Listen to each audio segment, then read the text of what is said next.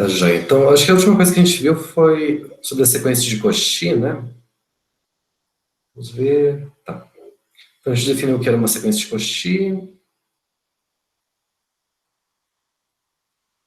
Mostramos que toda sequência de Cauchy é limitada. E, a última coisa que a gente mostrou foi isso aqui, que eu acho que eu devo ter escrito como um lema. A gente mostrou que se a sequência de Cauchy tem uma subsequência convergente, então a própria sequência ela é convergente, né? Bom, a gente vai usar isso daí para mostrar o seguinte agora. Bom, deixa eu abrir aqui a mesa.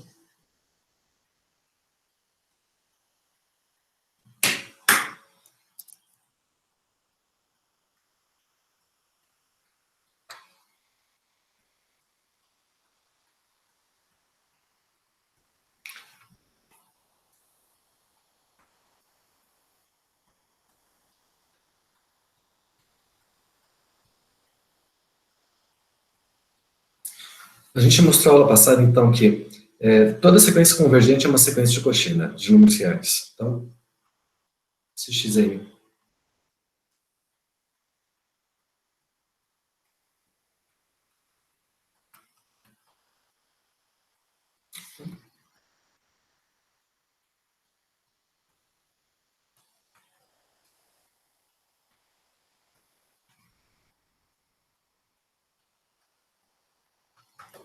Então, é de Cauchy.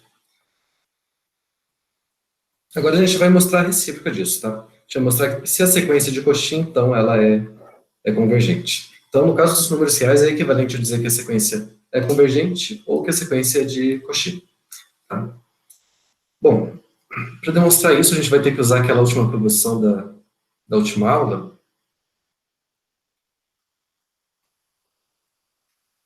Na verdade, não tem nem o que mostrar, olha, são duas linhas aqui. Porque tudo que tinha que ser feito a gente já fez.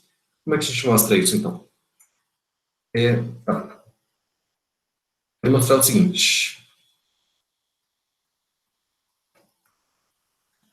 Se xn é uma sequência de Cauchy,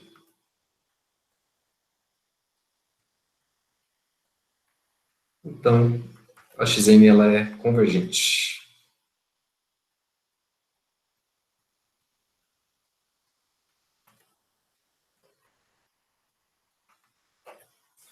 Bom, a demonstração disso daqui é só vocês se lembrarem do teorema de Bolzano-Weierstrass, que foi uma das últimas coisas que a gente fez antes da pandemia, da paralisação. Só lembrando aqui, esse teorema de Bolzano-Weierstrass dizia o seguinte.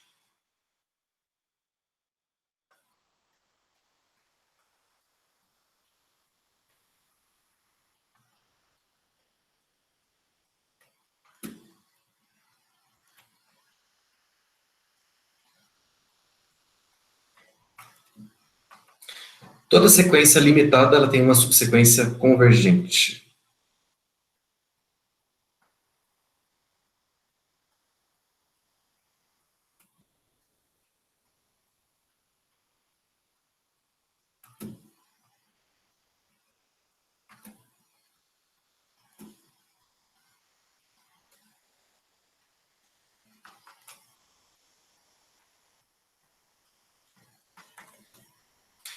Essa demonstração ela era bem interessante, não sei se vocês se lembram, a gente tinha aquela história de termos destacados, né? Então a gente pegava uma sequência aqui. Ela é limitada, então ela tem uma cota superior e tem uma cota inferior. E ela está passeando aqui. Digamos, esse x1, esse x2, x3, x4, x5, x6. Então, podia acontecer dessa sequência,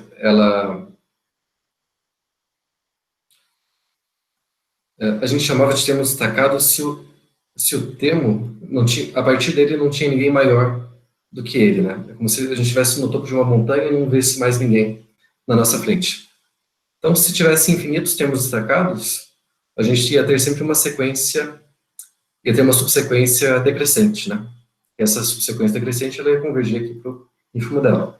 E se tivesse um número finito de termos destacados, talvez até nenhum, então essa sequência ia ser, a gente ia poder construir uma sequência não decrescente, ou crescente, ou estritamente crescente, ou não decrescente. Então, em qualquer um dos casos, se a sequência for monótona, ilimitada, a gente tinha mostrado já que ela era convergente, né? Essa daí era a ideia da demonstração desse teorema de Bose-Weierstrass. A gente vai usar ele aqui, é bem simples, tá? Vou colocar aqui com dois passos ou três. Primeiro, a gente tem uma sequência xn que ela é de Cauchy. A gente mostrou que toda sequência de Cauchy ela é limitada.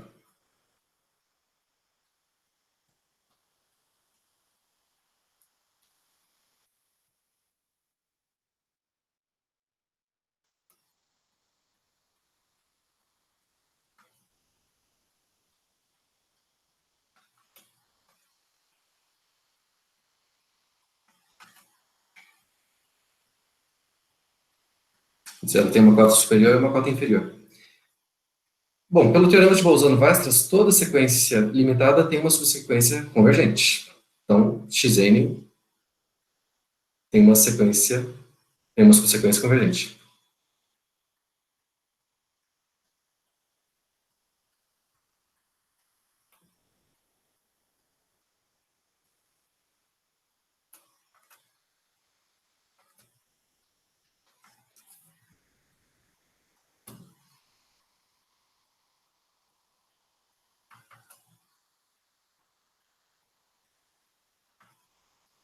E por último, é só aplicar aquele último lema que a gente mostrou na aula passada. O que a gente mostrou?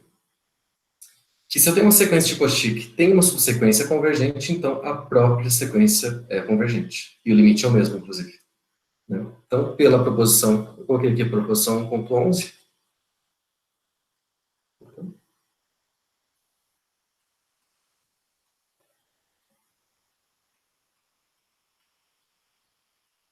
Chama de proposição anterior. Xn, então, é convergente. Que era o que a gente queria mostrar, né?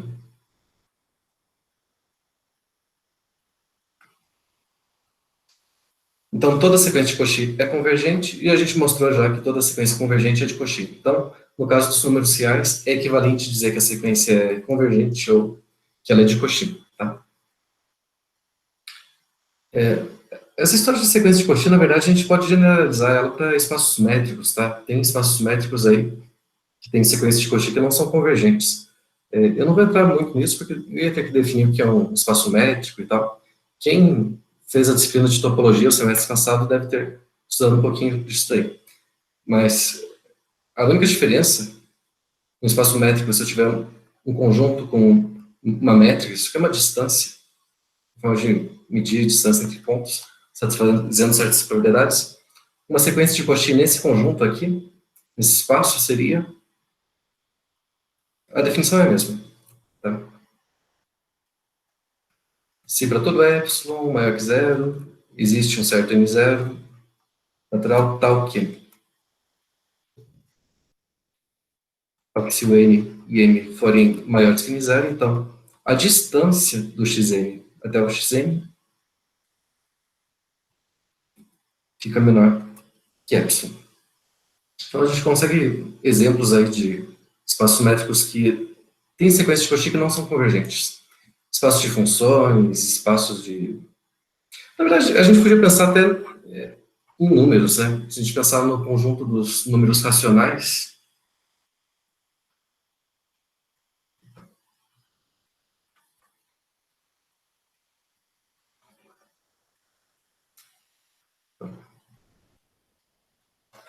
se a gente pensar nos racionais aqui, vocês conseguem pensar numa sequência de números racionais que é de Cauchy, mas não é convergente?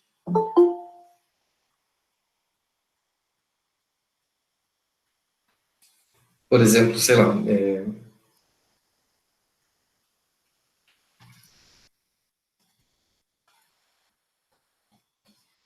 colocar aqui.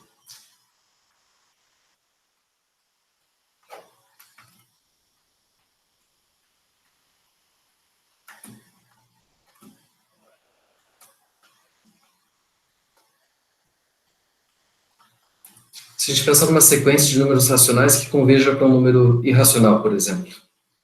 Sei lá, por exemplo, uma coisa do tipo...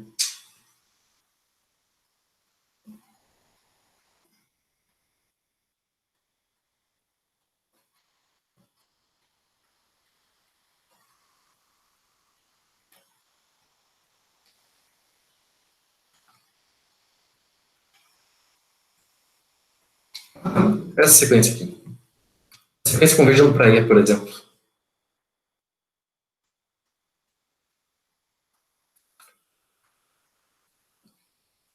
Um mais um sobre n elevado a n. Esses aqui são todos números racionais, né? Um mais uma fração elevado a um número natural. Então, isso aqui é uma sequência que ela converge nos reais.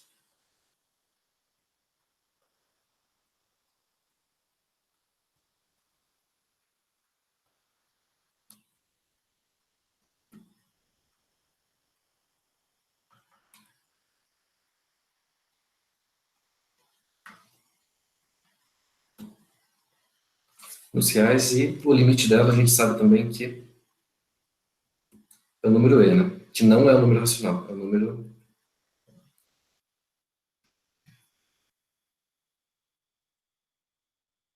não pertence aos racionais.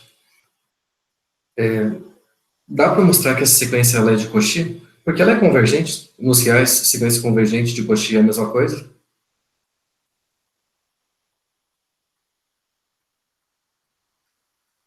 Mas pensando só nos racionais, ela não é convergente nos racionais. Tá? Então, a gente pode dizer que nos racionais existem sequências de Cauchy que não são convergentes.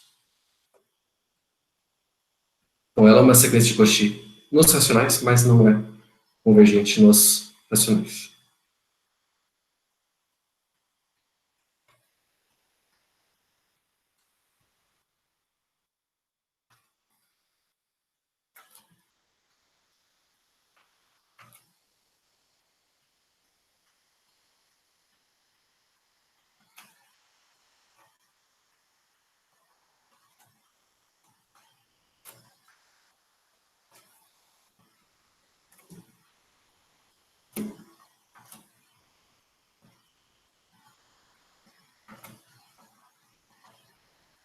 E por que, que ela é de Cauchy? Em quê? Porque a gente sabe que ela é de Cauchy nos racionais, nos reais, né? Porque ela é convergente.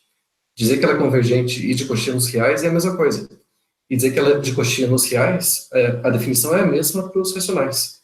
Para todo epsilon, existe um m0, tal, que aquela coisa lá. Distância xn menos xn vai ficar menor que epsilon para n maiores que m0. Bom, beleza. Só para completar aqui, eu estava falando de espaços métricos ali. Eu não vou definir o que são espaços métricos, mas quem tiver curiosidade pode ver aí na Wikipédia, algum livro, enfim. A gente diz que um espaço métrico é completo se toda a sequência de Cauchy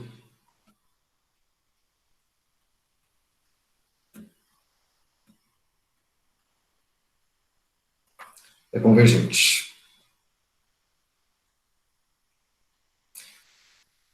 Então, isso aqui é muito interessante porque a gente consegue generalizar essa história de completude que a gente tinha para os números reais. Nos reais, a gente diz que é um corpo ordenado completo porque todo conjunto limitado superiormente tem o supremo, né? Mas no espaço métrico, em geral, a gente não tem relação de ordem. Então, não faz sentido falar em supremo e ínfimo. Então, mas falando de sequência de Cauchy, aí sim, eu consigo falar de sequência de Cauchy para qualquer espaço métrico e definir se ele é convergente ou não, usando a convergência dessas sequências. Tudo bem? Isso aqui é só um parênteses, tá? Não faz parte da disciplina em si. Bom, então a gente encerra com essa partezinha de sequência de Cauchy e a gente vai usar isso agora para poder usar usar um método numérico para calcular raiz quadrada, daqui a pouquinho, tá? Ele usa esse método das aproximações sucessivas, que é a nossa próxima sessão. Esse aqui é um método bem interessante, bem útil para definir métodos numéricos.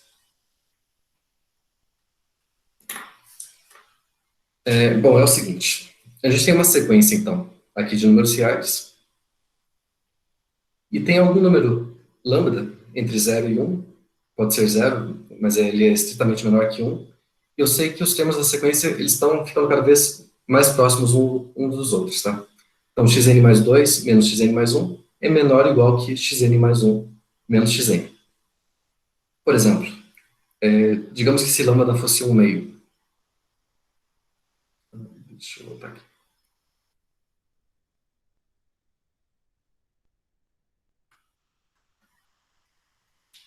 Se ela pegar o lambda igual a 1 meio. Eu posso pensar nessa sequência, por exemplo. Comecei com o número 1, a distância desse termo até o próximo teria que ser menor que 1 meio, então, digamos, o próximo termo é 1 meio. A distância desse termo para o próximo tem que ser menor que 1 meio também.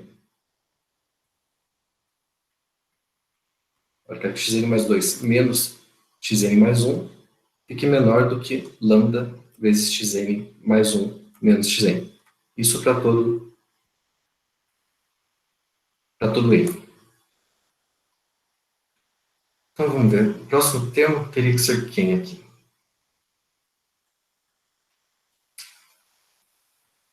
Talvez um quarto. Um quarto acho que funciona. O próximo termo, digamos, um oitavo, um 16avos, e assim por diante. Então, se eu pegar qualquer termo aqui, a gente pegar na reta. Opa. No zero aqui eu tenho 1, que seria meu primeiro termo, meu x1, depois o x2 está aqui, o x3 está aqui, o x4 aqui, o x5 aqui. Então, a gente está vendo que os termos da sequência estão ficando cada vez mais próximos uns dos outros, né? Na verdade, a distância deles está ficando menor do que metade da distância dos termos anteriores. A gente diz que isso aqui é uma contração. E a gente vai ver que quando isso acontece, a sequência ela é necessariamente convergente. Por quê? Porque ela é uma sequência de Cauchy. Então é isso que a gente vai mostrar agora.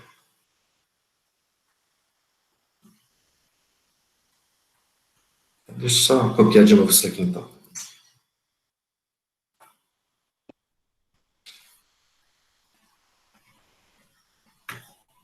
Então, o que a gente vai mostrar? Eu sei que tem um lambda aqui entre 0 e 1, pode ser 0, mas ele é menor que 1. E uma sequência xn tal que o xn mais 2 menos o xn mais 1 é menor do que lambda xn mais 1 menos xn. É menor ou menor ou igual? É menor ou igual. Tá. Então a gente quer mostrar que essa sequência xn é convergente. Bom, como é que a gente mostra isso? A gente já mostrou antes que dizer que a sequência é convergente ou de Cauchy é a mesma coisa, certo? Então vamos mostrar que essa sequência é de Cauchy. Bom, só para ter uma ideia do que está acontecendo aqui, vamos começar aqui comparando os termos, digamos, x3 menos x2. Olha, x3 menos x2, pegando aqui, x3 menos x2 vai ficar menor ou igual que lambda vezes o x2 menos o x1, certo?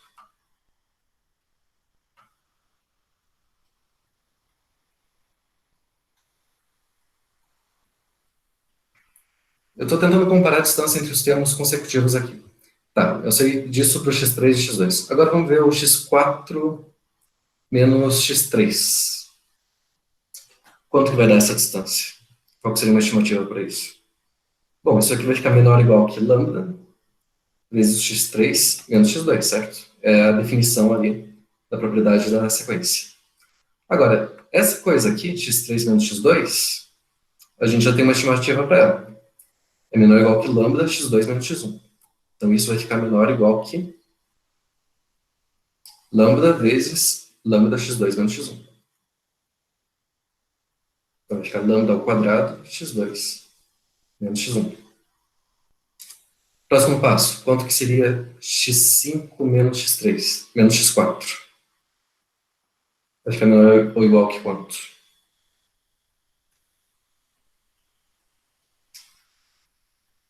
Vai ficar menor ou igual que lambda x4 menos x3, que a gente já viu aqui, que é menor ou igual que lambda ao quadrado de x2 e x1.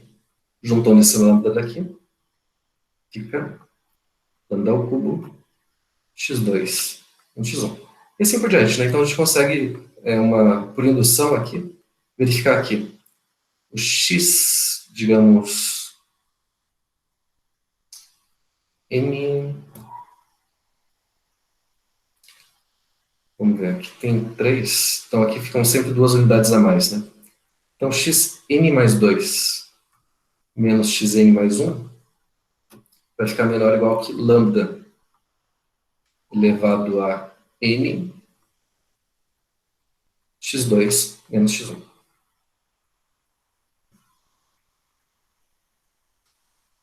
Então, olha, aqui já dá para ter uma ideia, porque esse lambda ele é um número entre 0 e 1.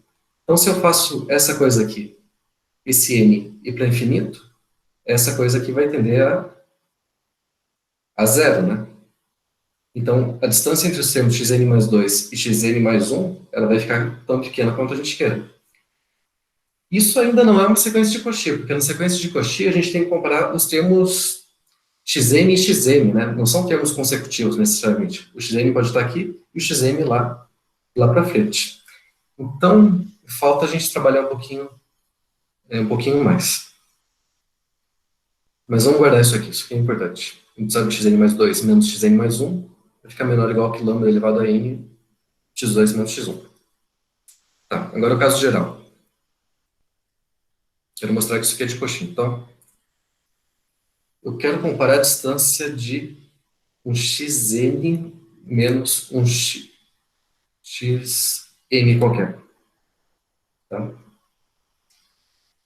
Eu posso pensar que o m é maior que o n. Então, eu posso escrever o m aqui, digamos, como...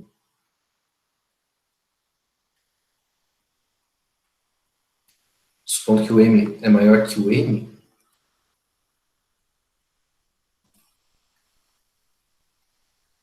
a gente pode escrever o m, por exemplo, como sendo n mais um certo número p.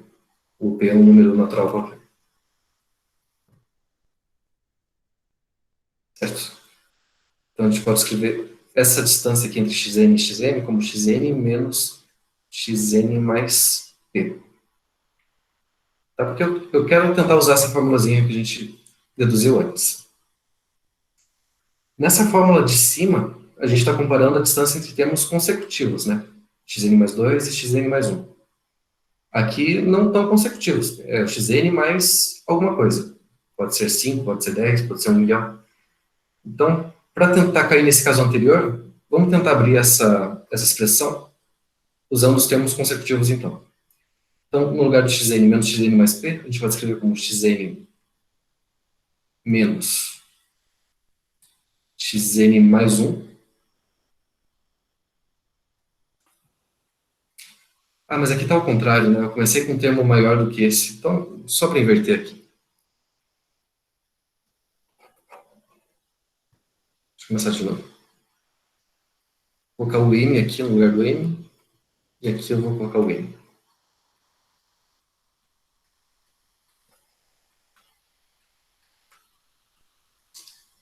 Tá, então vai ficar xn mais p menos xn.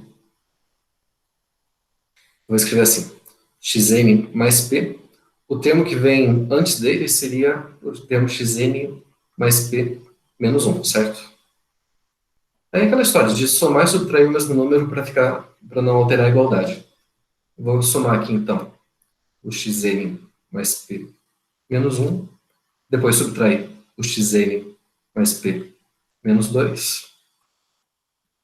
Deixa eu puxar para o lado aqui.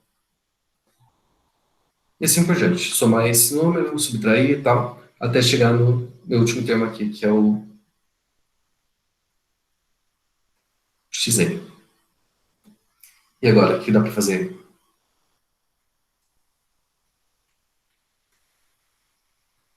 Uma soma dentro do módulo, a gente está sempre usando a desigualdade triangular, né? Posso pensar isso aqui como uma soma de vários termos. Então, isso aqui vai ficar menor ou igual do que a soma de cada uma dessas parcelas em módulo. aqui, xn mais p menos o termo anterior, xn mais p menos 1, mais xn mais p menos 1 menos xn mais p menos 2, assim por diante, até chegar em... O último termo aqui vai ser o xn mais 1, né? É o que veio, é o que está depois do xn. Então deve ser alguma coisa...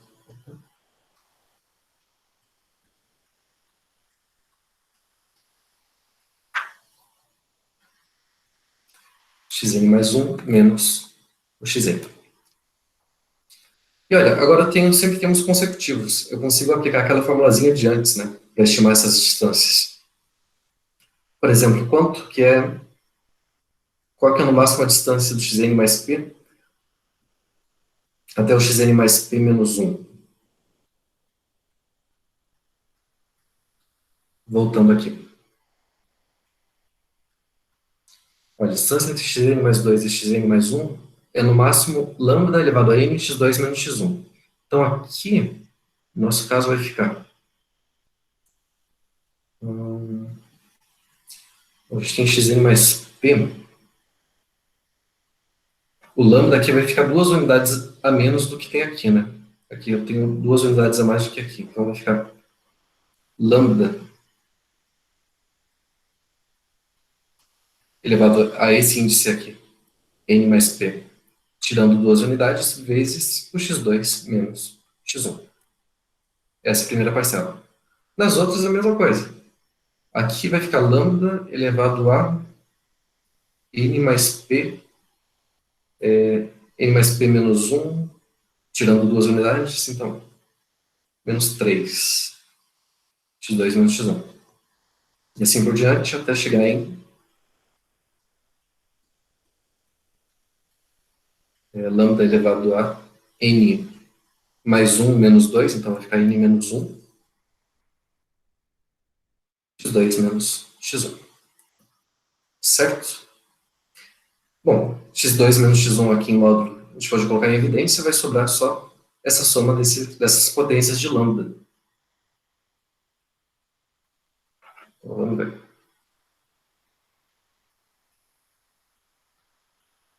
Então, lambda elevado a n mais p menos 2, n mais p menos 3, até chegar em lambda elevado a n menos 1. Tudo isso vezes o x2 menos x1. E agora, quanto que dá essa soma aqui? Alguma ideia?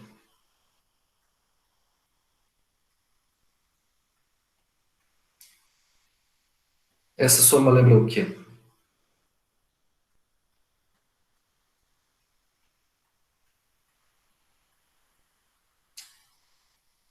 A gente pode pensar isso aqui como uma soma dos termos de uma PG, não é? Não é uma progressão geométrica? Olha, a gente tem esse número lambda aqui, poderia ser a razão da sequência, da progressão geométrica. Por exemplo, a gente começa aqui com o primeiro termo, um lambda elevado a n menos 1. A razão, digamos, seria lambda, né? O próximo termo seria o lambda elevado a n, depois lambda elevado a n mais 1, n mais 2, até chegar no n mais p menos 2. Esse aqui seria meu termo A1, aqui o termo A2, assim por diante. Esse termo aqui é qual? Quantas vezes a gente tem que multiplicar o lambda para chegar aqui?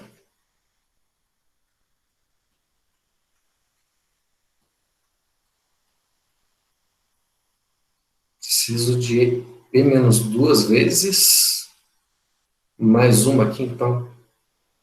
Esse seria o nosso termo A elevado a n mais p menos 1, certo? E você se lembra como é que a gente calcula a soma dos termos de uma PG?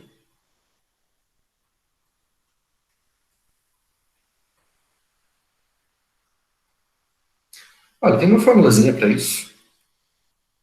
Deixa eu lembrar aqui. Tá.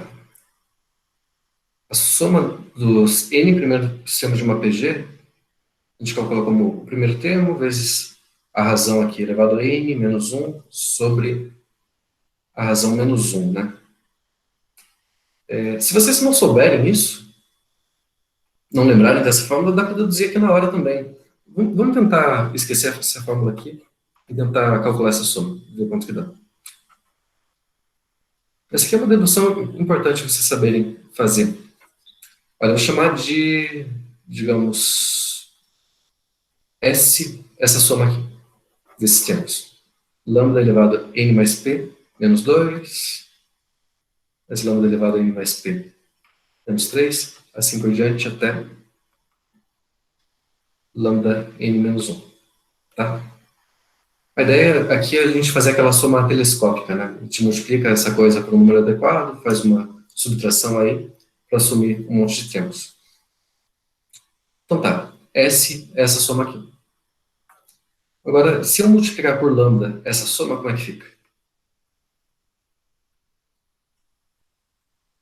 Vai ficar lambda vezes isso, que vai ficar lambda elevado a n mais p menos 1, próximo termo, lambda elevado a n mais p menos 2, assim por diante, até chegar em lambda elevado a n, certo?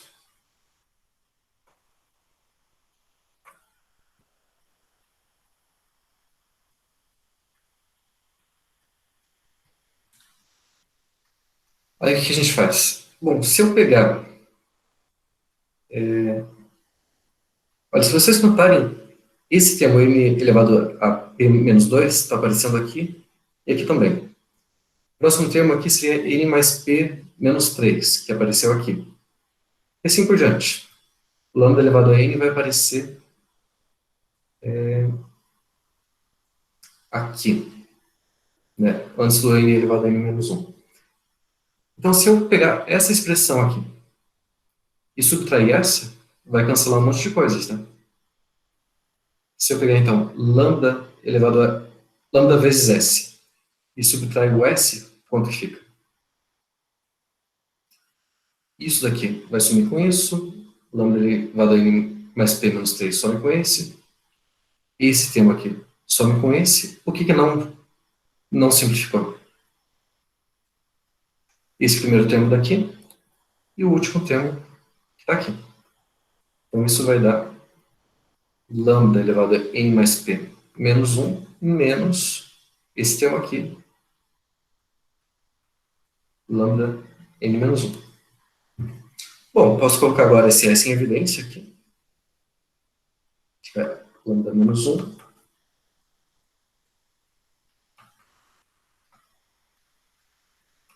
Agora, dividindo por lambda menos 1. Eu posso dividir por quê? Porque o lambda ele é diferente de 1, né? A gente não tem... Não é zero isso aqui. Então, eu posso dividir aqui do outro lado, não tem problema. Essa soma, então, vai ser lambda elevado a n mais p menos 1 menos lambda elevado a n menos 1 dividido por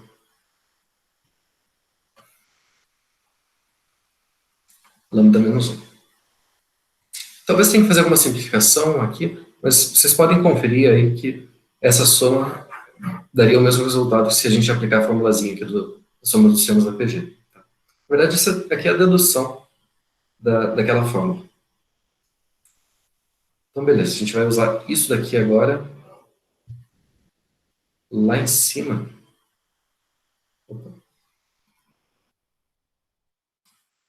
Para substituir essa soma toda, tá? Então, voltando aqui. A gente tinha, então, o x elevado a xn mais p menos xn vai ficar menor ou igual que aquela soma que deu isso daqui, lambda elevado a n mais p menos 1 menos lambda elevado a n menos 1 sobre lambda menos 1 vezes x2 menos x1. E aí? Já dá para a gente concluir que isso é uma sequência de Cauchy? Hum, Eu acho que fica mais fácil se eu colocar esse lambda elevado a n em evidência, talvez. Vou colocar assim, lambda elevado a n, aqui vai ficar lambda elevado a p menos 1, menos lambda na menos 1, dividido por lambda menos 1, x2 menos x1, certo?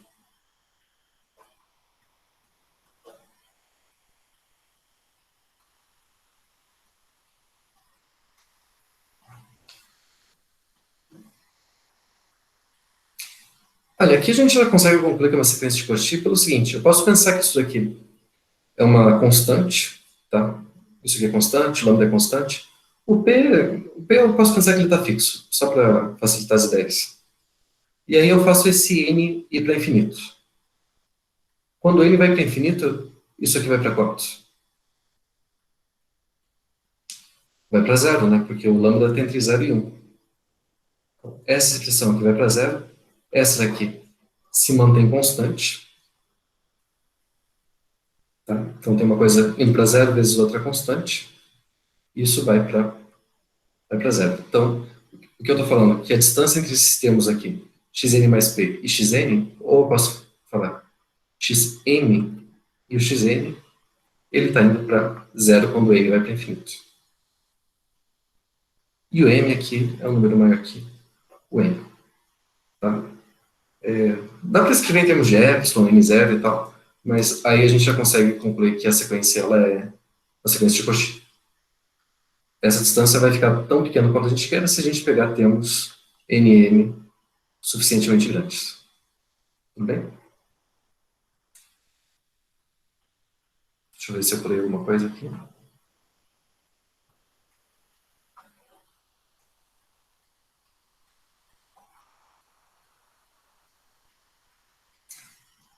Beleza, então é isso mesmo. Talvez eu tenha errado algum índice, enfim.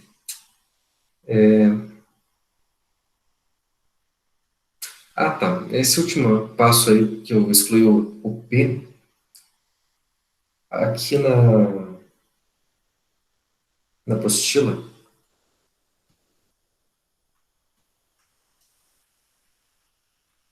olha, eu saí desse passo e vim para esse. Por que que a gente pode fazer isso?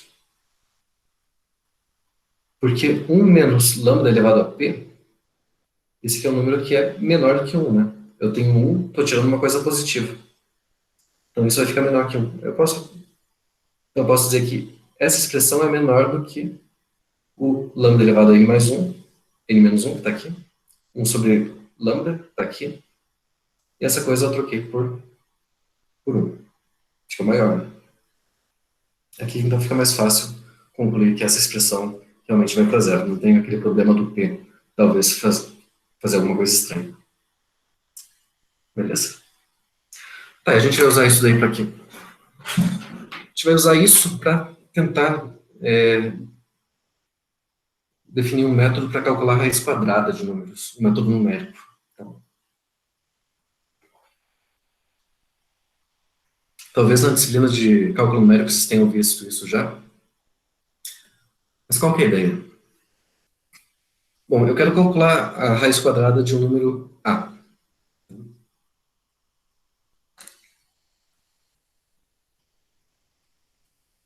Então, eu peguei aqui um número positivo, A. Aí, a ideia é pegar um C maior que zero arbitrário, que seria o nosso chute inicial, seria o primeiro termo da minha sequência. E a partir desse chute inicial, eu vou definir uma sequência xn, de forma iterativa, que vai convergir para a minha raiz quadrada. Tá? E como é que a gente vai definir essa sequência? Bom, eu tenho o meu termo aqui, o x1, o x2 vai ser a metade do x1 mais a sobre x1. O x3, vou escrever aqui na mesa que fica mais fácil.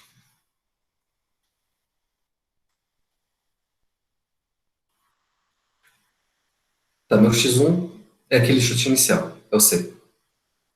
E a sequência é definida assim, o xn mais 1 é o xn, Mas acho sobre xn, certo? Metade.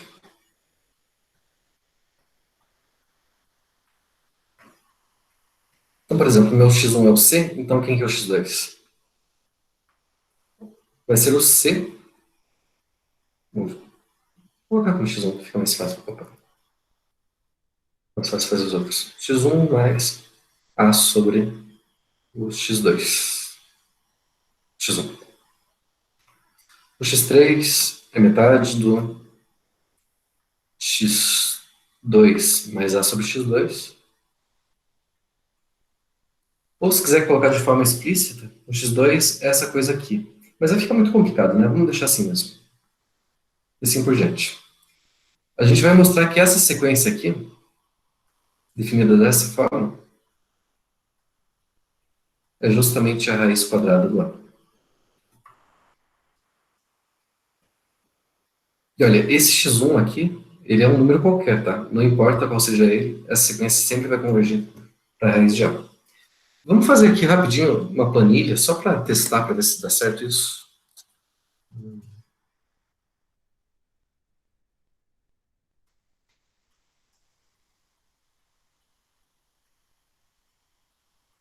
Só um teste, tá? Digamos, sei lá, eu quero calcular a raiz quadrada de 100, que a gente sabe quanto que é a raiz quadrada. Então, eu vou colocar meu primeiro termo aqui, que seria meu x1, com um chute inicial, pode ser qualquer coisa, digamos que é 50.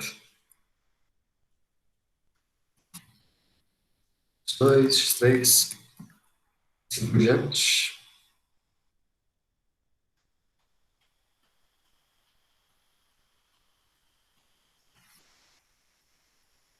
Como é que a gente define o x2, então? Bom, esse é meu primeiro termo. Tá, é o primeiro termo, mais o meu número, que é o que eu quero calcular a raiz quadrada, né? Eu quero calcular a raiz quadrada do 100. Então, meu A aqui, digamos que é o 100.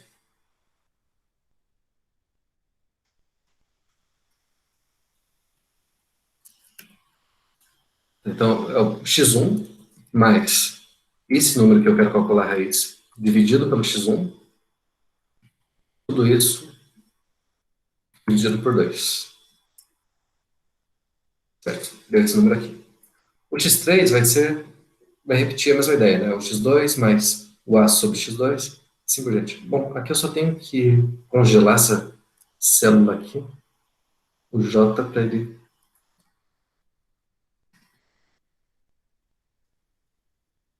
variar só esses índices aqui. Tá, então o x3 vai ser o x2, blá blá blá, assim por diante. E olha só, aqui no sétimo passo ele já conseguiu, na raiz quadrada, uma precisão de pelo menos 5 dígitos, enfim. Se eu mudasse aqui o a, sei lá, quero saber a raiz quadrada de 260. Continuando aqui. Posso puxar quanto eu quiser, mas aqui no termo 6 ele já nem está variando mais os casos decimais, né? Um outro número que eu sei é a raiz quadrada, 400, por exemplo. No sexto passo já está chegando no 20. E olha, se eu mudar o chute inicial, sei lá, vou colocar um 800 e, sei lá, 8.648. Ele pode até demorar um pouquinho mais para chegar, mas ele consegue realmente se aproximar dessa raiz quadrada que a gente estava calculando. Eu posso colocar qualquer número aqui. Sei lá, 10.000. Chegou na raiz quadrada aqui no 11º passo. Provavelmente tem um erro aqui. Não, com certeza tem um erro, mas esse erro está ficando bem pequeno, e em bem poucos passos. Então, computacionalmente, é um método bem interessante. Talvez seja até o que esteja programado na calculadora nossa, né? Não sei. Bom, deixa eu só fechar isso aqui. E se a gente fizer um gráfico aqui, aqui eu fiz o gráfico da função meio de x mais a sobre x, o a é um número qualquer positivo que eu coloquei, só para entender o que esse método está fazendo, tá? Eu tenho meu chute inicial aqui, que é o meu x1, aí eu calculei ele nessa função a. Deu esse número aqui, 50 e alguma coisa.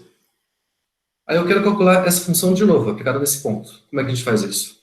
Eu estou projetando esse valor aqui nessa reta. Essa reta é a reta x igual a y, tá? Só para projetar ele aqui no eixo x de novo. Aí eu consigo aplicar a função nesse ponto de novo. Deu esse número aqui, 20 alguma coisa. Peguei esse número, projetei ele nessa reta só para refletir aqui no meu x, e aí apliquei a função de novo. Então é como se eu estivesse rebatendo aqui, fazendo um reflexo entre o gráfico da função e essa reta y igual a x. Então eu estou vindo daqui, vindo para cá, para cá, para cá, e indo justamente para o valor da minha raiz quadrada. Tá? No caso, eu coloquei o a como 36, a raiz está indo em justamente no número 6. Se eu mudar o valor do a, colocar, sei lá, 64, por exemplo, o a está indo justamente para 8. Independente de qual seja meu chute inicial. Vamos colocar qualquer número positivo. Tá? Então a gente consegue ver que esse método realmente funciona tanto aqui no gráfico quanto naquela planilha, mas vamos tentar provar isso daqui analiticamente, né, que essa sequência realmente converge para o nosso número, a nossa raiz quadrada. E a gente vai fazer isso usando o nosso método das aproximações sucessivas. Bom, antes de provar isso, eu tenho que provar esse leminha aqui.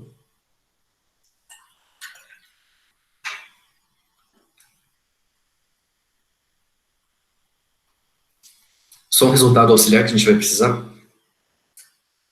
Então, eu tenho o número a e x, os dois positivos. A gente vai primeiro mostrar que a metade, então, de x mais a sobre x é sempre maior que a raiz de a sobre 2.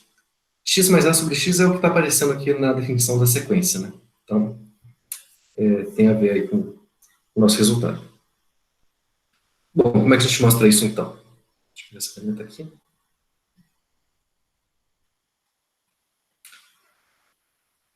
Primeira coisa, se eu somar o x ao quadrado com a mais x ao quadrado, a sobre x ao quadrado, é um número positivo, né? Soma de dois quadrados, positivo. A ideia aqui é tentar completar o quadrado. Vou deixar essa coisa aqui como x mais a sobre x ao quadrado. Então, o que falta para eu completar o quadrado aqui? Tem o quadrado do primeiro, o quadrado do segundo, falta duas vezes o primeiro, que seria o x, vezes o segundo, né, que seria a sobre x. Então, na verdade, está faltando colocar o 2a. Então, a gente vai somar aqui o 2a, desse lado da equação, e do outro também. Vamos assim, x ao quadrado, 2a, a sobre x ao quadrado é maior que 2a. Consigo colocar isso aqui como um quadrado, né? X mais a sobre x ao quadrado. Mesma coisa que isso. Ficou maior que 2a.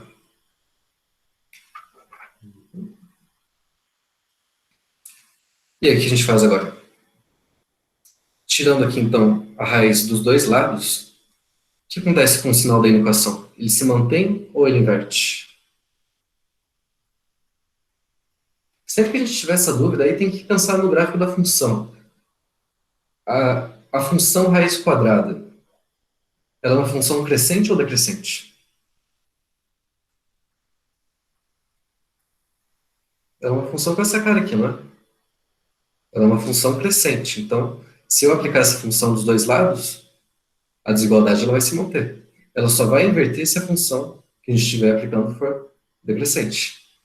Então, eu posso aplicar a raiz quadrada aqui dos dois lados, a desigualdade se mantém. Aqui vai ficar, então, x mais a sobre x, e aqui vai ficar a raiz de 2a. Que só para ficar mais conveniente para a gente,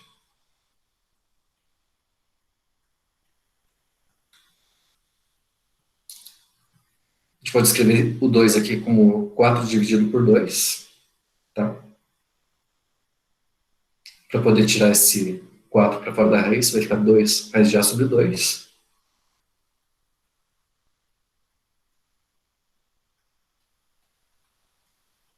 Deixa eu fazer aqui o rascunho. A gente sabe que x mais A sobre x é maior que raiz de 4A sobre 2. Tirando aqui o 4 para fora da raiz, vai ficar 2 raiz de A sobre 2. Agora, dividindo então por 2 dos dois lados, a gente vai ter 1 meio de x mais A sobre x maior do que raiz de A sobre 2. E era isso que a gente queria mostrar, né? Essa desigualdade aí. E a gente vai usar isso para quê? Bom,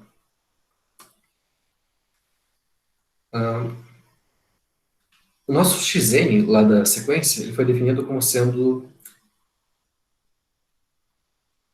o xn menos 1 mais 1 sobre xn menos 1 vezes 1 meio, certo? Essa é a definição do xn. E o xn mais 1, mesma coisa. 1 meio de xn mais 1 sobre 1 não, A sobre xn, que é. Então, se eu multiplicar aqui o xn pelo xn mais 1, eu vou ter isso daqui vezes isso daqui, que são duas coisas maiores do que raiz de A sobre 2. Então, xn vezes xn mais 1 vão ficar maiores do que raiz de A sobre 2 vezes raiz de A sobre 2, que dá o A sobre 2, certo? É isso que eu estou falando aqui embaixo.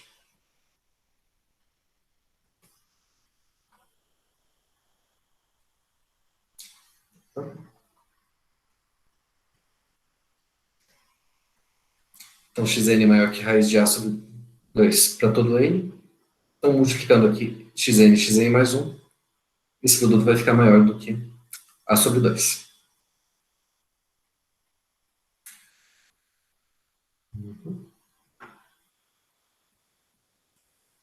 E daí?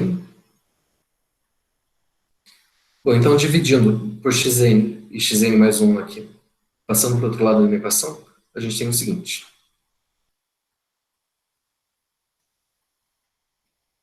Acho que é mais fácil fazer aqui na mesa, né? Que está ficando meio confuso aqui.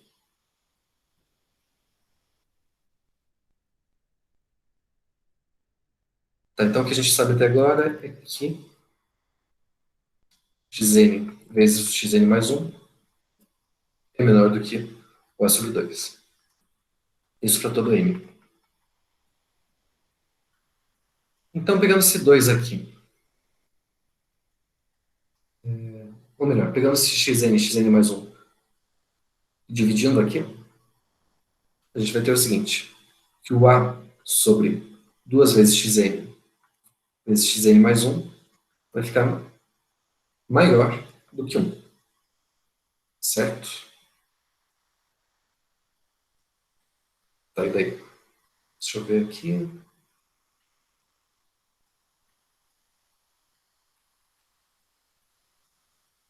Ah, não, é o contrário, né?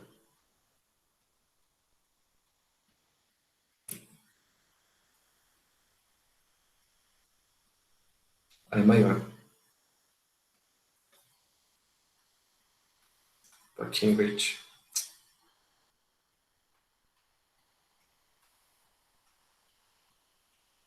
Se é maior, então aqui fica menor.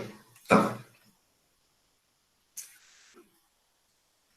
Tá, isso a gente mostrou.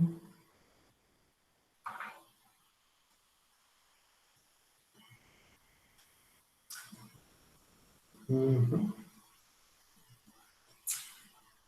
Olha, o que a gente quer mostrar agora? A gente quer mostrar que vale o método das aproximações sucessivas aqui. A gente vai mostrar que xn mais 2 menos xn mais 1 é menor ou igual que 1 meio de xn mais 1 menos xn. 1 meio aqui equivaleria ao nosso lambda lá do método das aproximações sucessivas.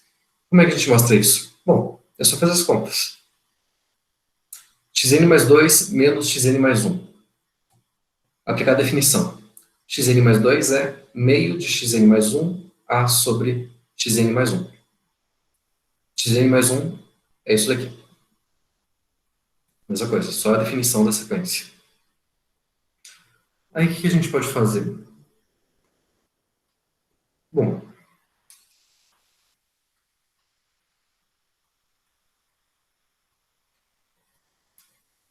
a gente vai juntar numa mesma parcela aqui o Xn mais 1 e o Xn. Então ficou essa partezinha aqui.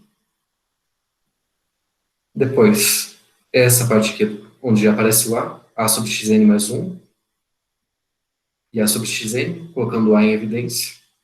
Ficou 1 sobre Xn mais 1 e 1 sobre Xn. Tudo bem? Aqui a gente só repetiu. Aí aqui a gente fez a subtração das frações, né? Vai ficar o xn mais 1, xn para cá, menos xn mais 1. Aqui a gente inverteu o sinal, só passando esse, para trocar aqui a ordem do xn mais 1 e xn. Aqui repetiu. E agora, o que a gente vai fazer com isso? Agora a gente vai usar o lema. Olha, essa partezinha aqui, a sobre 2 xn mais 1, a gente sabe que é um número menor que 1. Então, essa coisa aqui, meio menos essa coisa que apareceu aqui, ela vai estar entre quanto e quanto? Eu tenho um meio. Eu vou subtrair alguma coisa que é menor do que 1. Então, a gente vai, no mínimo, até um meio, certo? E no máximo até um meio, porque esse aqui é um número positivo. Então, essa coisa aqui vai estar entre menos meio e zero, certo? E se a gente colocar um módulo agora, então vai ficar entre zero e meio.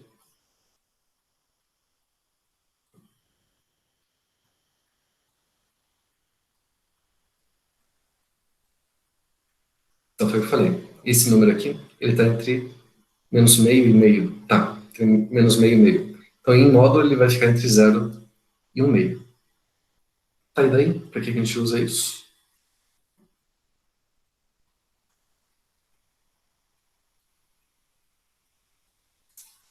Então xn mais 2 menos xn mais 1, vou fazer aqui do lado.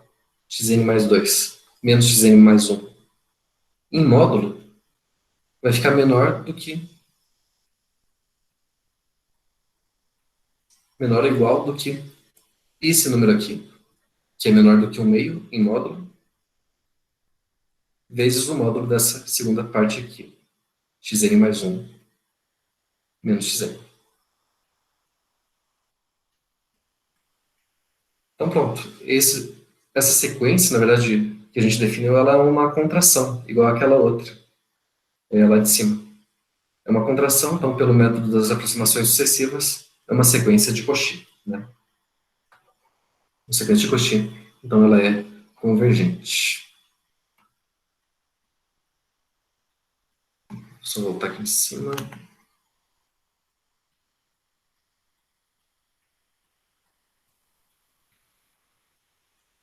Então, só lembrando aqui. Por esse teorema do método das aproximações sucessivas, o lambda aqui, no caso nosso, é um meio, a gente pode concluir que a sequência é convergente. Então, existe o limite da sequência. Que limite que é esse? Bom, eu não sei qual que é esse limite a princípio, eu vou chamar ele de B, tá? Mas o que a gente sabe da sequência, primeiro, ali do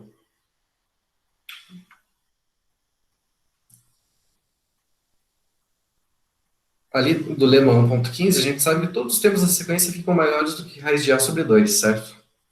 Então, eu sei que esse limite, ele tem que ser um número que é pelo menos maior ou igual que a raiz de A sobre 2. Então, ele não pode ser zero, por exemplo.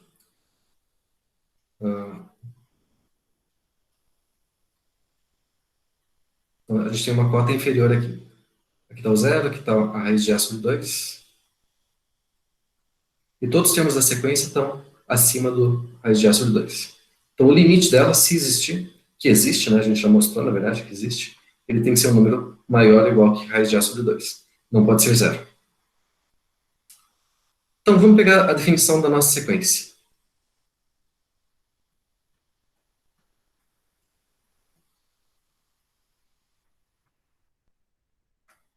A sequência a gente definiu como sendo xn mais 1 é igual a metade de xn mais A sobre xn.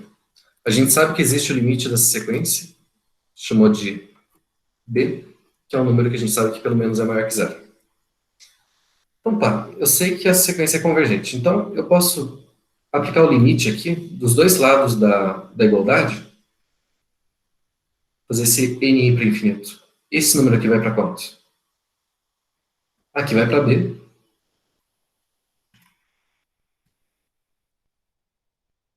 Esse número aqui vai para b. Este número aqui vai para b também. E esse de baixo também vai para b. E eu posso falar isso porque esse número ele é diferente de zero. Ele é maior que zero. Então, qual que é o valor de b? Olha, o meio estava aqui. Passou para cá. O 2b é b mais a sobre b.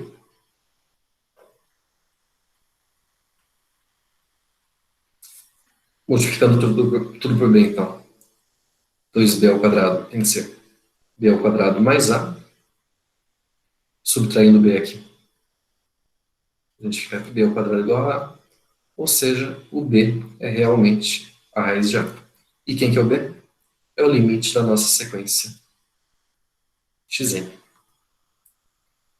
Então era isso que a gente queria mostrar. Não por acaso que aquela sequência na planilha estava convergindo para a raiz de A e nem no gráfico. Realmente a sequência converge para a raiz de A. Bem, então esse aqui é só um exemplo para a gente mostrar que a sequência de Cauchy ela é útil para métodos numéricos. Mesmo sem a gente saber quem que é o limite a priori, a gente conseguiu mostrar que ele existe. Tudo bem? Bom, pessoal, isso aqui é a última coisa que a gente vai ver, então, sobre sequências. Agora a gente vai começar um novo capítulo do livro, é o capítulo de topologia.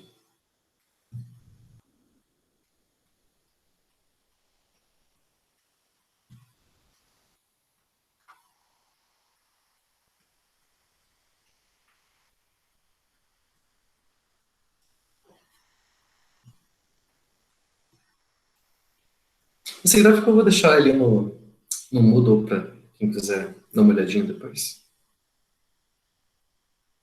Bom, topologia.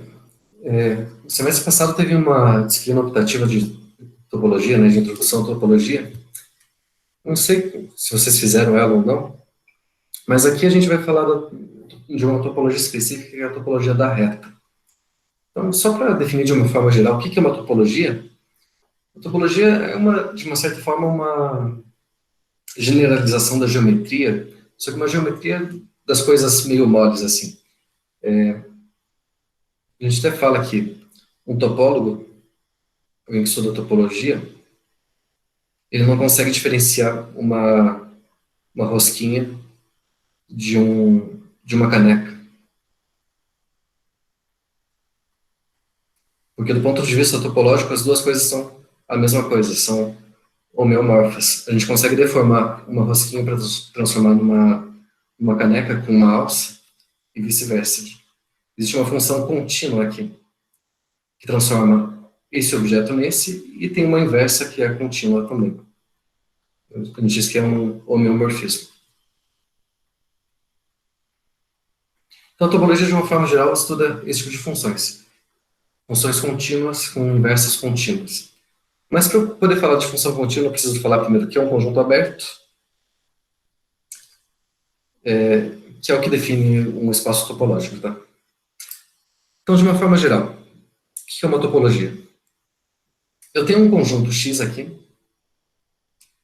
Uma topologia é uma coleção de subconjuntos desse conjunto X, tá? Esses subconjuntos a gente diz que são os conjuntos abertos do conjunto X. Satisfazendo essas propriedades aqui.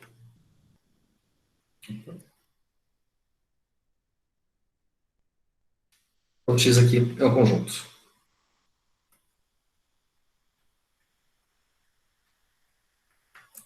Então, uma topologia.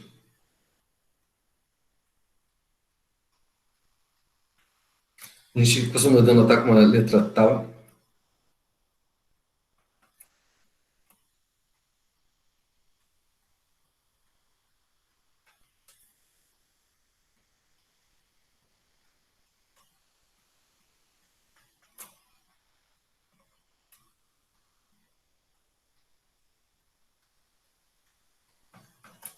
Satisfazendo as seguintes condições. Primeira coisa, o conjunto vazio ele tem que fazer parte dessa coleção.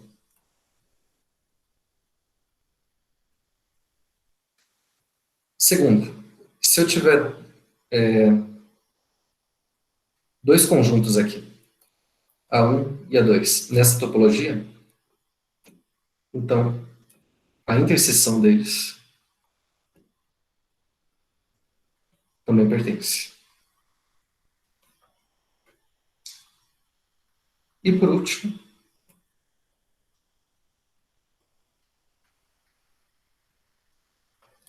se eu tiver uma coleção, uma família qualquer de conjuntos nessa topologia,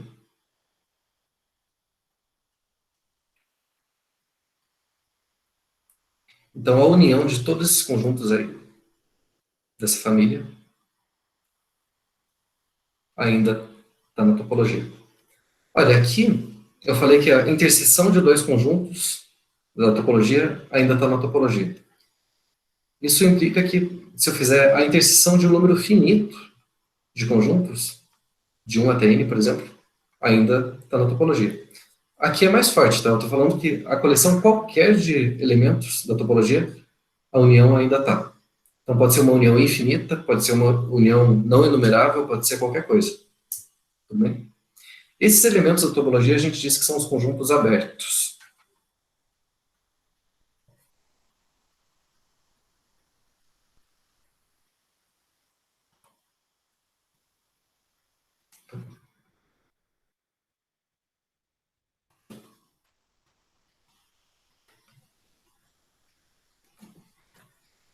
Os subconjuntos abertos de X.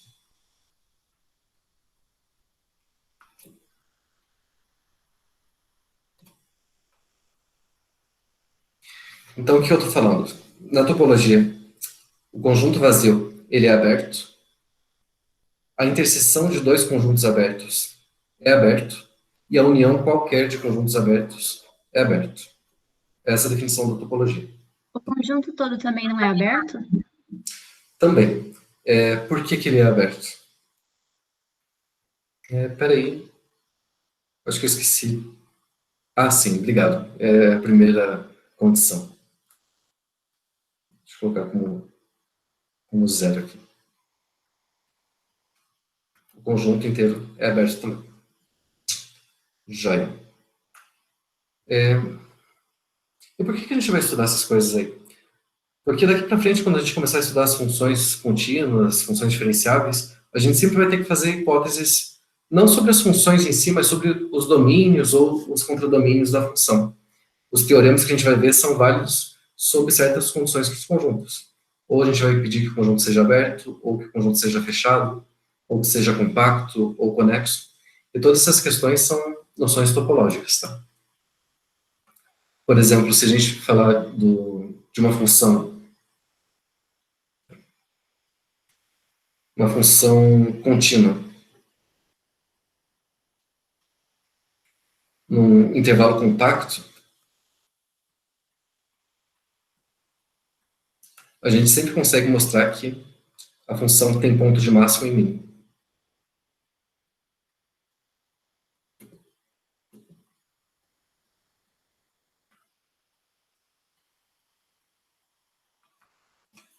Então, se eu pegar uma função contínua aqui,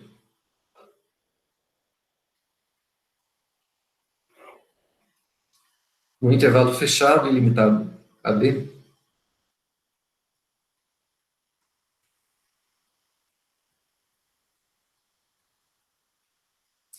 a gente sempre consegue um ponto aqui, onde ela atinge o valor máximo, e um ponto onde ela atinge o valor mínimo. Mas isso só vale se o domínio da função for um conjunto compacto. Se não for, pode acontecer da função não ter ponto de máximo nem de mínimo. Por exemplo, se eu tiver a função aqui, definindo no intervalo aberto, por exemplo,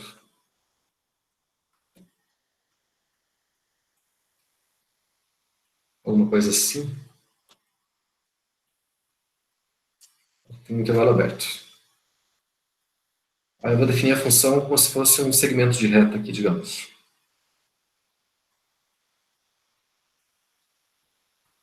Ela tem ponto de máximo? Ela não tem, porque qualquer ponto que eu pegar no domínio da função, sempre vai ter um ponto onde o valor dela é maior. Os pontos da extremidade que não pertencem ao domínio da função, né? Mesma coisa vale para o mínimo.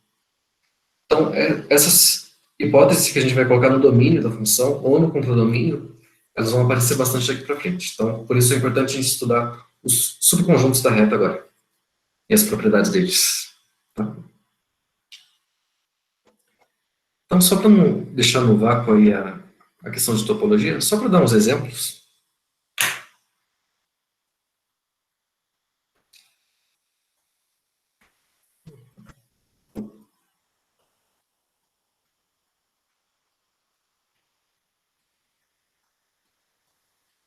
Só para fixar, então. Na topologia, o conjunto inteiro é aberto, o conjunto vazio é aberto, a interseção de dois conjuntos abertos é aberto, e a união qualquer de conjuntos abertos é aberto. Então, esse par aqui, do conjunto com a topologia, a gente diz que é um espaço topológico. Então, vamos ver uns exemplos aí.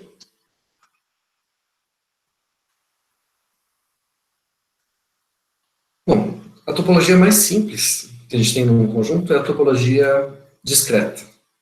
A topologia em qualquer subconjunto de X, a gente diz que é aberto. Então, se eu pegar, por exemplo,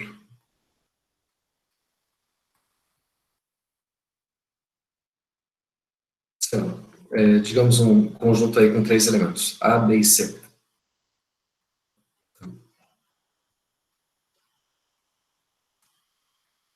A, B e C.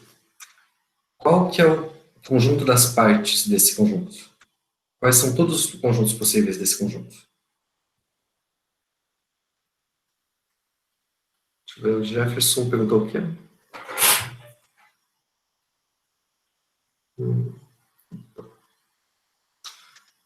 Tá, quais são os conjuntos aí de X? Bom, por exemplo, o vazio é um subconjunto, o conjunto unitário A, se eu pegar só o A aqui,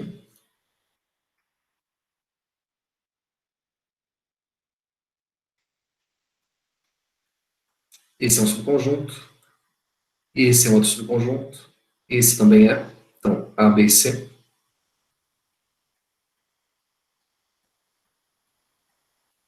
O que mais? Se a gente pegar de dois em dois, o AD, o BC e o AC,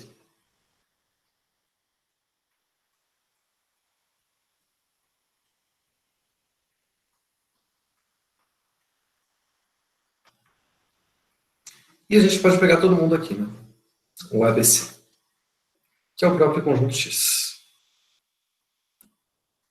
Então, esses são todos os conjuntos possíveis nesse conjunto X. Então, se eu falar que minha topologia aqui são todos os conjuntos, ele vai satisfazer aquelas quatro condições?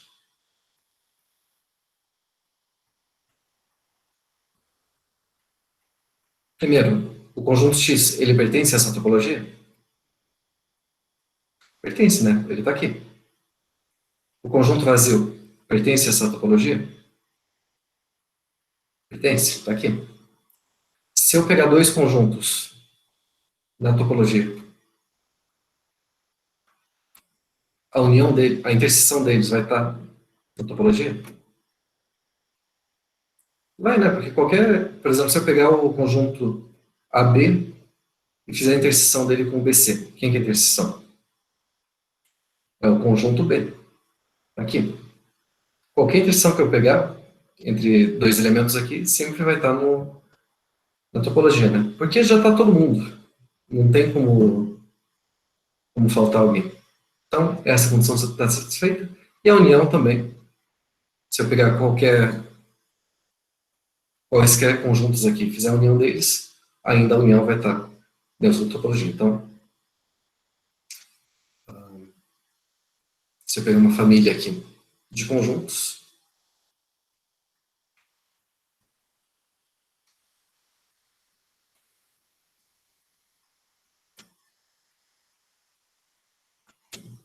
então a união deles ainda vai estar nessa topologia.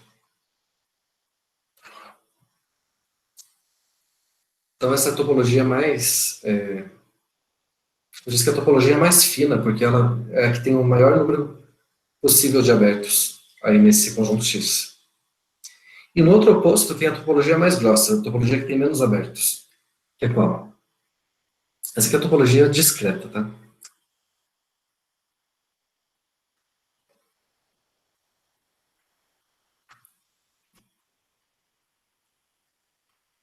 É a topologia em que todos os subconjuntos de X são abertos. E a topologia indiscreta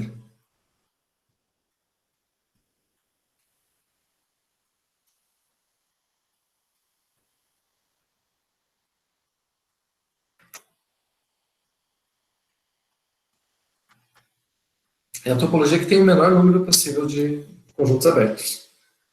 Quais conjuntos que a gente tem que ter abertos, pela definição? O próprio conjunto X tem que ser aberto e o conjunto vazio. A gente vai considerar só eles dois abertos agora. Então, nossa topologia aqui vai ser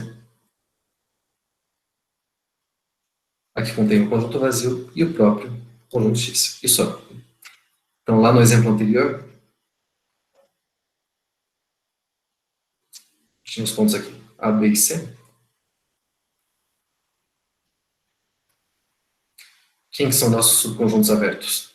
É o próprio X e o vazio. E só. Está satisfazendo a definição de topologia aí? Aquelas quatro condições? Primeiro, o X ele está na topologia. Depois, o vazio também está. Se eu pegar a interseção de dois elementos aqui da topologia, quem vai ser essa interseção? Os únicos elementos que eu posso pegar é o vazio e o X, né? Então, a interseção aqui do vazio com o conjunto X vai ser o quê? Vazio, que está na topologia. E por último, se a gente pegar a união qualquer de conjuntos da topologia, a união vai ser ou só o vazio com o conjunto X, vai ser o vazio ou X, então a união também está na topologia. Se eu pegar a 1 e a 2 na topologia, eu estou pegando só dois porque, enfim, só tem dois conjuntos, né? Isso aqui vai ser ou vazio ou conjunto X. Então esse é um exemplo bem simples também de uma topologia. Vamos pegar um exemplo um pouco mais elaborado agora. Digamos que, terceiro exemplo. De novo, eu tenho esse conjunto aqui, A, B e C. E agora, como topologia, eu vou pegar. Bom, eu tenho que ter o vazio, tenho que ter o conjunto X inteiro.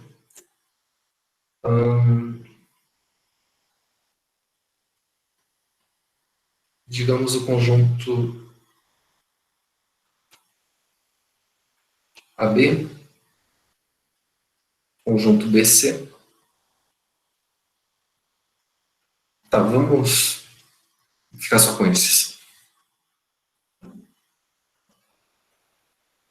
Aqui está nosso conjunto X, ponto A, ponto B, ponto C.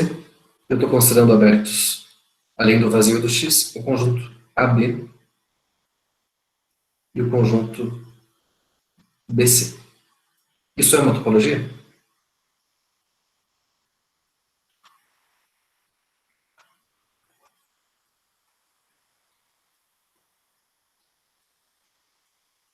Alguém tem uma ideia?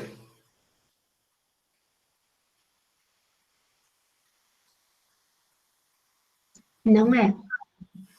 Por que não? Porque a interseção do AB e do BC não está no conjunto dos abertos. Exatamente. Se a gente pegar aqui, a interseção de abertos tem que ser aberta, né? Então, se eu fizer a interseção desse conjunto com esse, a interseção seria o conjunto B, que não pertence à topologia, né? Então, isso não é uma topologia.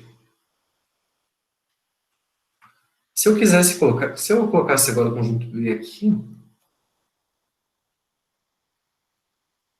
será que isso resolve o problema? Sim, Resolve, né? Olha, a interseção agora, tá tudo bem? Se eu fizer a interseção desses dois, vai dar o conjunto B. Se eu fizer a interseção desses dois, dá o conjunto B, tá ok? E a união? A união desses dois dá o conjunto AB, a união desses dois dá o conjunto BC, que está aqui. Se eu fizer a união desses dois aqui, dá ABC, que é o conjunto X. Então, aí tudo bem. Nesse caso, seria uma topologia. Tudo bem?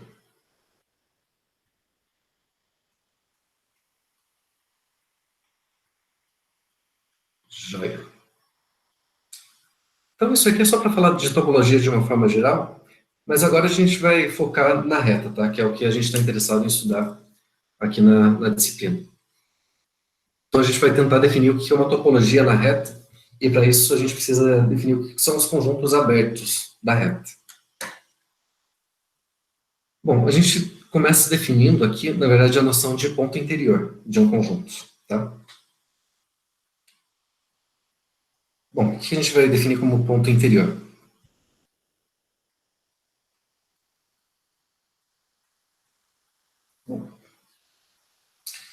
Eu tenho um conjunto, então, não vazio, tá? Subconjunto da reta, chamei de X. A gente vai dizer que um ponto é um ponto interior ao conjunto X, um ponto que está nesse conjunto, se existe um intervalo aberto aqui, contendo esse ponto totalmente contido no conjunto X. Tá? Então, A é um ponto interior, se existe um epsilon maior que zero, tal que o intervalo aberto A menos epsilon e A mais epsilon está totalmente contido em X. Então, eu consigo esse intervalinho aqui, contido em X. Então, por exemplo,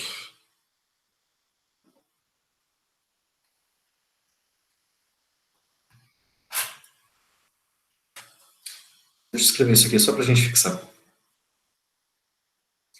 Então, tenho aqui um conjunto, um subconjunto de números reais. Então, a gente vai dizer que um A, número real A, é um ponto interior.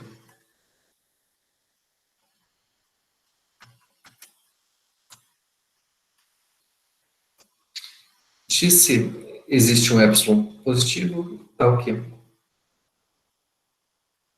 esse intervalo de A menos epsilon e A mais epsilon está totalmente contido no conjunto X. Bom, em particular, isso que implica que o ponto A ele tem que estar contido no conjunto X, tá? Então, a gente tem essa situação aqui. Tenho aqui a nossa reta, o conjunto X. Eu vou escrever ele como um conjunto fechado, mas podia ser outra coisa. Tá, essa coisa aqui.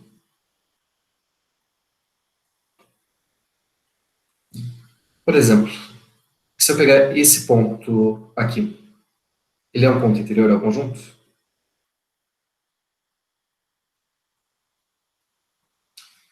Ele não é porque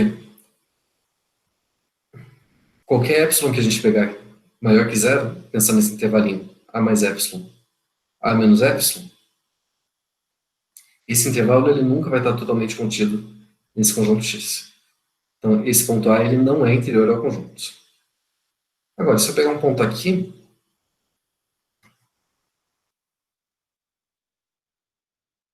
é interior?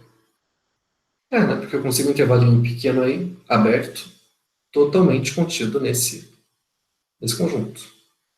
De A menos epsilon até A mais epsilon. E se eu pegar essa extremidade do intervalo? Ele é um ponto interior? Não, né? Qualquer epsilon que a gente pegar maior que zero, o intervalo aqui, A mais epsilon, A menos epsilon, ele vai ter pontos fora do conjunto X. Então, esse intervalo, ele não está contido no conjunto X, por menor que seja o epsilon. Então, não existe nenhum epsilon positivo tal que esse intervalo esteja totalmente contido no conjunto X. Então, os pontos interiores são justamente os pontos que estão aqui no meio, tá? No meio desse intervalo, tirando as extremidades.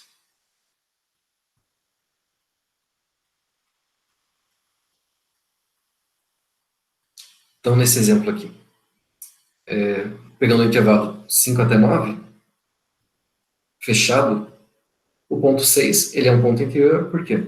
Porque a gente consegue aqui uma margem, um epsilon.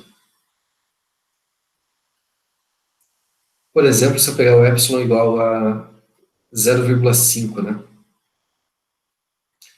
6 até 6,5, 6 até 5,5. Esse intervalinho está totalmente contido no conjunto X, de 5 até 9.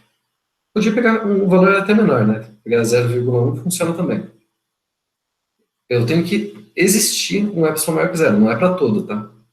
Existe algum. E se existe algum, qualquer outro menor que ele funciona também. Se eu pegasse aqui 0,1, ficaria de 6,1 até 5,9, por exemplo.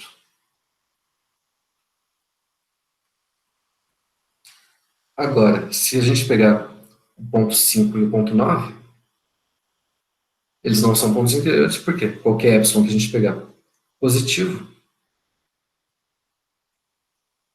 a gente vai ter pontos aqui desse intervalo, 9 menos epsilon, 9 mais epsilon, que estão fora do conjunto X. Mesma coisa para o 5. Esses pontos aqui entre 5 menos epsilon e 5 estão fora do conjunto X. Eles não são pontos interiores ao conjunto.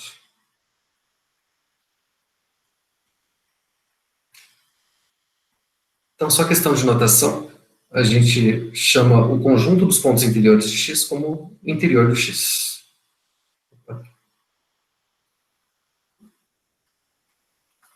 Então, o interior do conjunto X é o conjunto dos pontos interiores.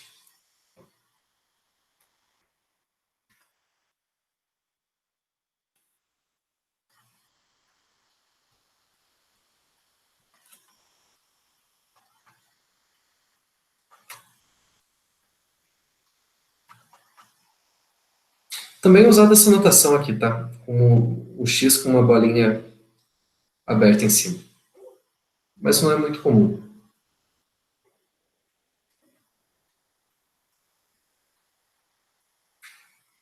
Bom, vamos fazer uns exemplos então.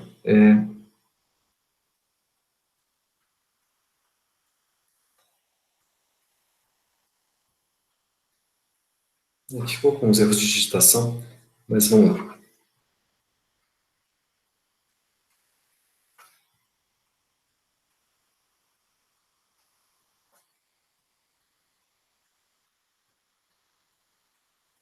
Por exemplo, qual que é o interior do conjunto, digamos, intervalo aberto 4 até 8? Quais são os pontos interiores desse intervalo? Começa aqui em 4 e vai até 8. Bom, qualquer ponto que eu pegar dentro desse intervalo, a gente sempre consegue um epsilon pequeno, tal que esse intervalinho pequeno, x mais epsilon e x menos epsilon, está totalmente contido no intervalo, né? Então, todos os pontos desse conjunto são pontos interiores. O interior desse conjunto é É ele mesmo. Agora, se eu pegasse um intervalo, digamos, fechado em zero e aberto em um, quais são os pontos interiores desse conjunto?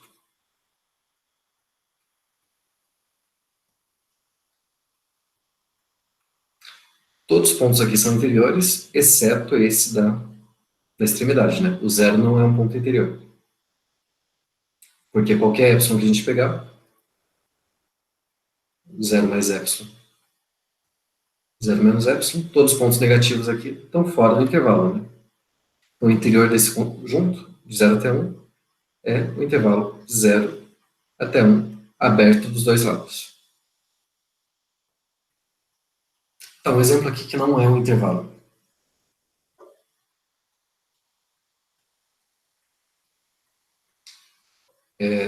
O intervalo 2, 3, aberto em 2, fechado em 3, e eu estou fazendo uma união com o ponto 4. Então, é todo esse intervalo aqui, mais esse ponto. Qual que é o interior desse conjunto?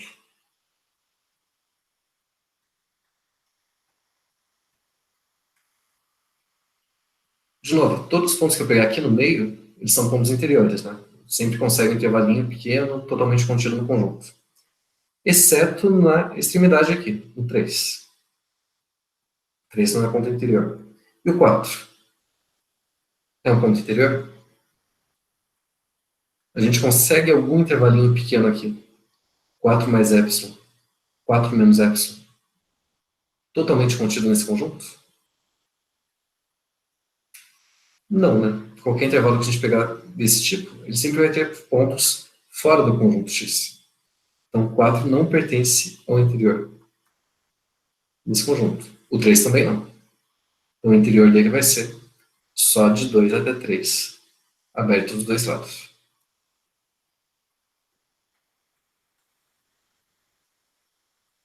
Acho que faltou escrever alguma coisa. Qual que é? Deixa eu pegar tudo isso.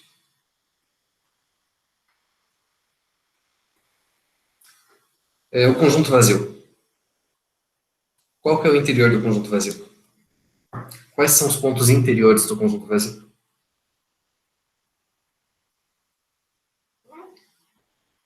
Existe algum ponto real tal que, e algum epsilon positivo, tal que esse intervalo aqui, x menos epsilon, x mais epsilon, está contido no vazio? Não, né? Primeiro que o vazio não tem ponto nenhum. Então, o interior do conjunto vazio vai ser o conjunto vazio.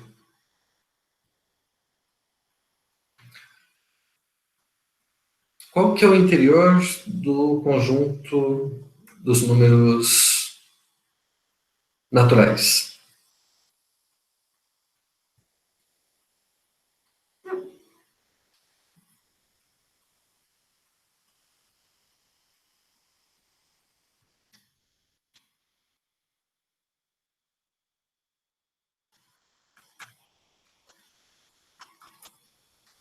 Pensando na reta aqui de novo.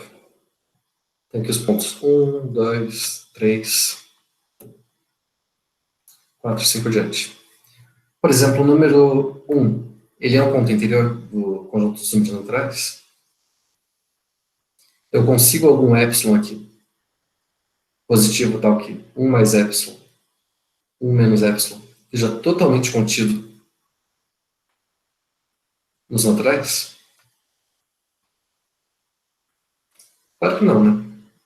A gente sempre vai ter infinitos números aqui que não são naturais, para qualquer epsilon que a gente pegar. Então, mesma coisa vale para o 2, para o 3, para qualquer número natural. O interior do conjunto dos números naturais é vazio também. E se eu pegar agora o conjunto dos números racionais, qual é o interior desse conjunto? Quais são os pontos interiores dele? O interior dos racionais é vazio também? Exatamente. Ele é vazio também por quê?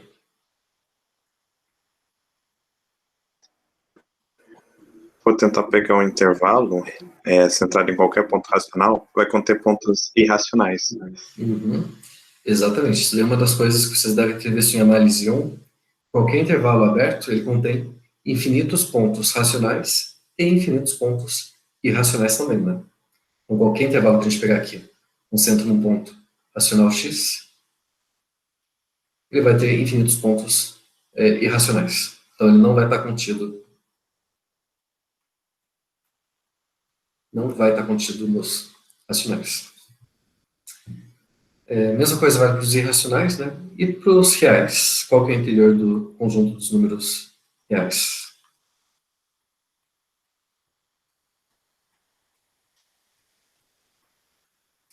Bom, dos reais fica fácil, né? Aí,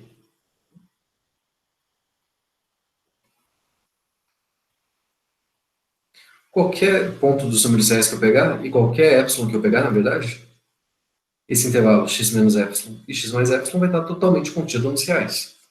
Então, qualquer ponto dos reais é ponto interior. Então, o interior dos reais são todos reais.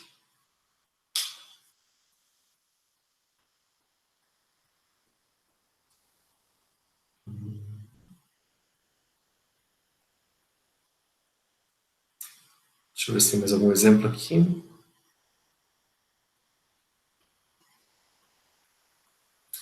Ah, tá. É só observação, né? O interior do conjunto sempre é um subconjunto dele mesmo.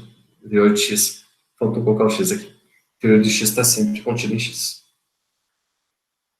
Quando a gente pega um ponto interior, ele tem que pertencer ao conjunto. Não pode ser um ponto fora dele.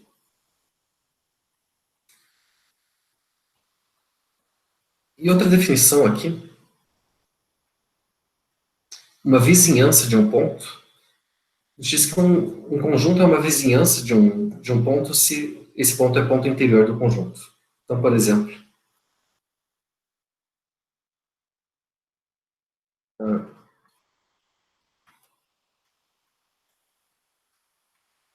deixa eu escrever de novo.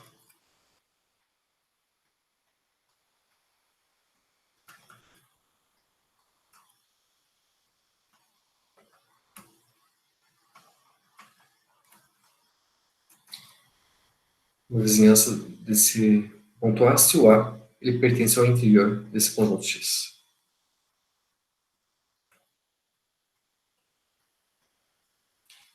Então, por exemplo, se eu pegar o número 1, por exemplo, conjunto X de 1 até 2 é uma vizinhança do número 1?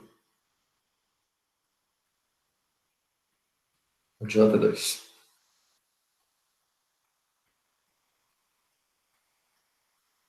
Ele contém o número 1, certo?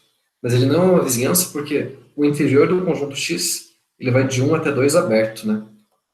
O 1 não é um ponto interior do conjunto X.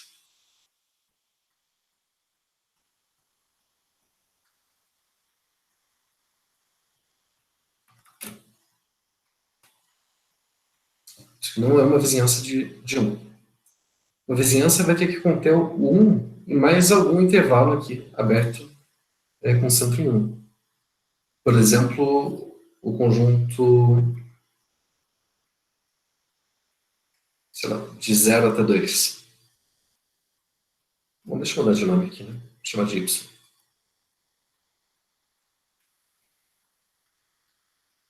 Esse conjunto agora, digamos de 0 até 2.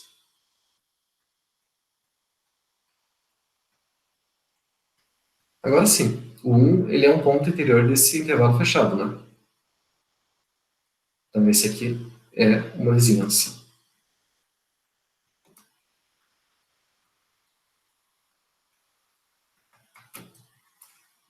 de 1.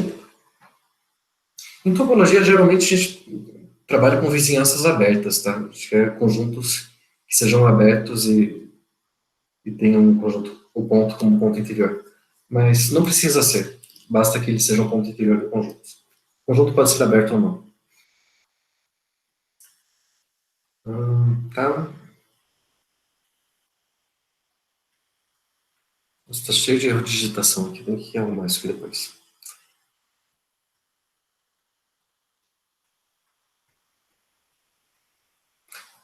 Tá, então a gente já definiu o que é um ponto interior de um conjunto.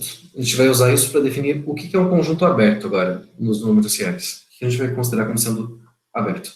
Pessoal, eu perdi o horário aqui, já deu 11h03. Desculpa o atraso aí. Eu vou encerrar por aqui hoje, então, e amanhã a gente continua, tá? Com os conjuntos abertos. Eu vou tentar arrumar esses errinhos de digitação e atualizar a apostila depois. Tudo bem? Então, até amanhã, pessoal. Boa noite. Boa noite. Tchau, tchau. Boa noite. Boa noite, pessoal.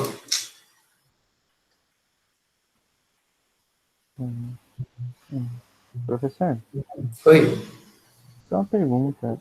As listas que é para entregar no dia da prova são aquelas 3 que tem no Moodle já? Eu vou colocar mais.